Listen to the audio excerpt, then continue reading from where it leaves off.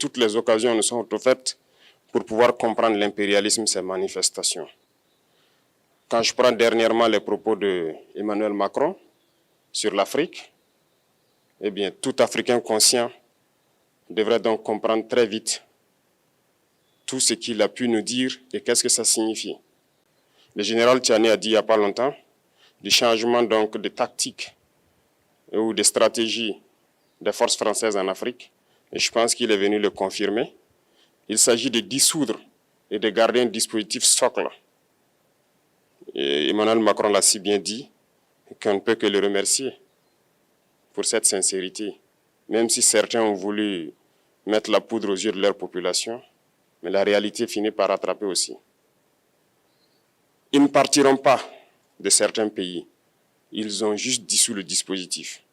Vous ne les verrez plus dans des bases, mais dans les ambassades, ils seront là. Ils vont constituer des sociétés de sécurité pour sécuriser leurs sociétés qui existent dans ces pays-là. Mais les soldats seront là, mais vous ne les verrez plus en tenue ou rassemblés dans des bases. C'est tout ce que ça veut dire. Ils vont se réorganiser, mais seront là.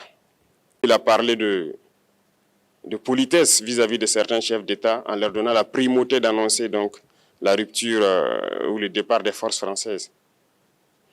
Ça nous importe peu, on peut dire, mais tout ce que nous savons, c'est que si vous voulez une rupture avec ces forces impérialistes, c'est simple, on dénonce les accords. Tout commence par là-bas. Et je pense que l'exemple du Tchad, en tout cas, est palpable. Ils ont commencé par dénoncer les accords.